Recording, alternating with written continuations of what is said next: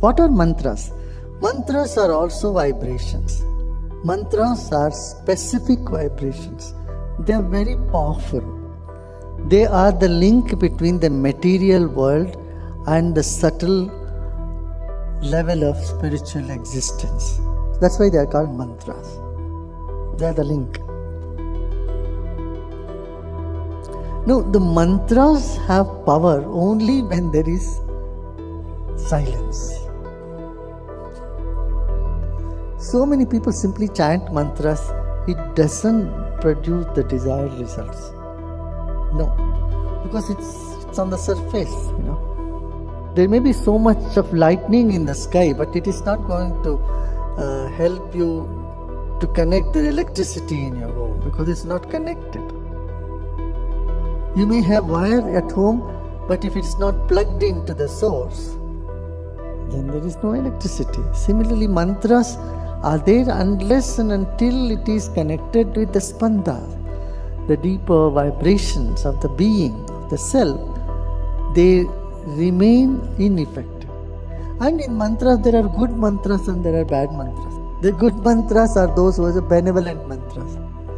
And the bad mantras are those, do wrong to others. There are mantras for that also. Bad mantras are the black magic, one calls it black magic, this and that. So, those are bad mantras which are used to harm others. Even that needs samadhi. Without samadhi, it's not effective. See, one who experiences deep serenity in samadhi, deep inside, will not use bad mantras at all. Why would you use? Never. And those who use it, they don't have samadhi. In ancient days, people used to use these mantras to protect the kingdom, to protect the population, to protect people from aggressions. Then they used to use those things. But only who? Those who have deep samadhi can make the mantra powerful and fruitful. Otherwise it has no impact. When the life is there, when a person is alive, then the limbs work. Correct? If I am lifting the hand, means that there is this spirit inside. That is why it is making me lift the hand. There is life force. If you are walking, that indicates there is life force. Like the presence of life force makes you move your limbs, so does the power of spanda helps the mantra to bring about the desired results, the desired fruits. So meditation is absolutely the basis for mantras to work. Unfortunately, today we don't see people who chant mantras or do mantra, they ever meditate. They are far away from meditation. So their mantras are not so effective.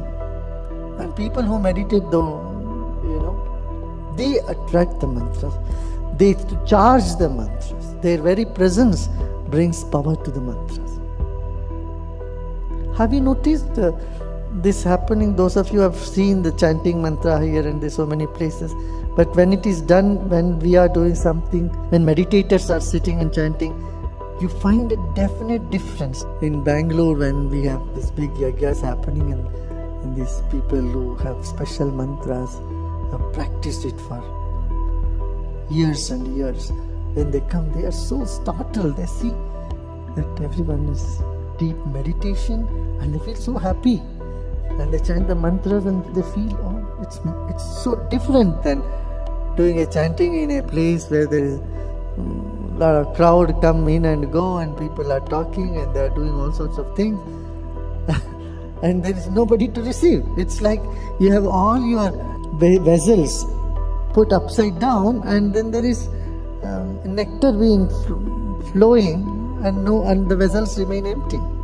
No vessel is catching the nectar because it's all upside down. Such is a scenario where people are just chanting, and when someone is meditating, automatically they have some affinity towards chanting, towards these mantras. People have never heard about mantras, but if they have done good meditation and they once hear or sit there, they feel the vibration. the meaning of mantra is not important. Just the sound, the vibration, the rhythm of it is what it is. In fact, many of the mantras, it's hard to find a meaning to it. So if someone asks, what is the meaning of the mantra? I say, the meaning is, what is the meaning of a seed? Is the tree.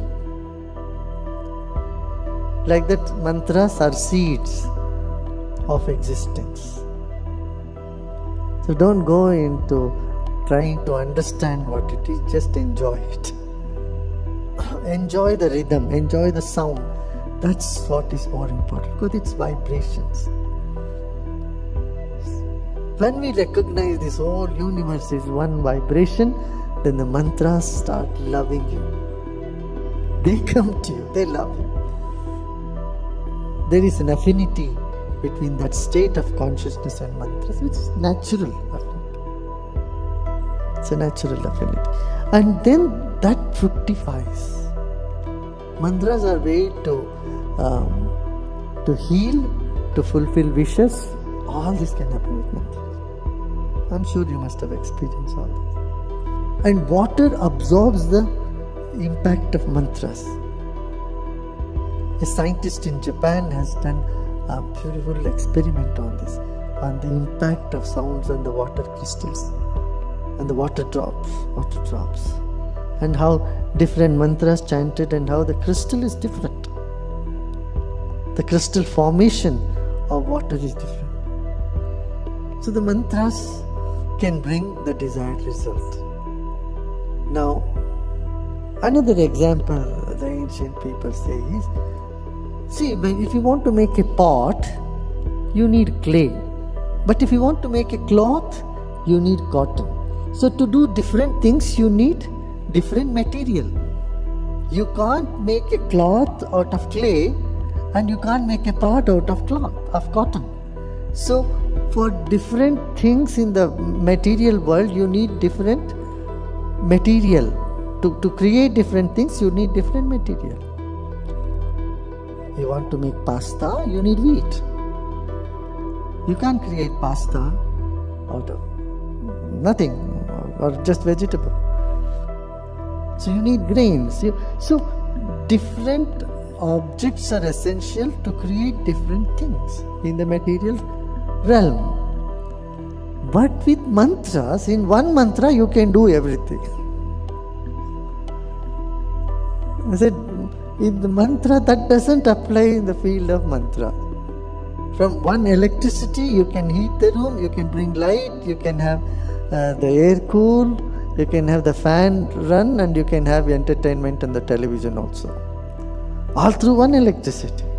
Do you see what I'm saying? If there is electricity, you can do everything. Like that, any mantra, whatever mantra you have, is good enough to bring whatever your desired results are. So gut and pat. Gut is the pot and pat is the cloth. For that you need different materials. But when it comes to mantra, in one mantra you can do both. So mantras transcend the division of material existence. So that is why it is so close to the absolute. Very close to the absolute. And yes, there are different mantras also, but that is secondary. Just with one Om Namah Shivaya, you can get everything done. And say, okay, no, you want to have Om Namo Narayana. Okay, that is also there. Then even that one is good enough. So one mantra does all the other jobs. So with that you can bless, you can wish, your wishes can be fulfilled through the mantra. The mantra japa, how it should be done, when it should be done? After a deep meditation. In fact, the way to do japa is sandwich it between two meditations. This is how it should be done. In the beginning of any japa, they say meditation. The ancient days, they were just leaving a space, empty space called meditation. And later on, people didn't understand, so they started filling it up with some verses there. The intellectual scholars, they don't many times understand what is emptiness. what is meditation. All they know is words. So they started filling it up with words. Actually, meditation and then mantra chanting and conclude again with meditation. This is the real procedure of any japa. Hardly anyone follows that. So when you say meditation, they chant one song for meditation also. One shloka there also. So it's important to experience the nothingness in order for mantras to get charged. That is why whenever in India, in the Hindu temples and all, they do any yajna, they want Guru to come there. A Gurudev who is into yoga, meditation, in their presence only it fructifies. This is the belief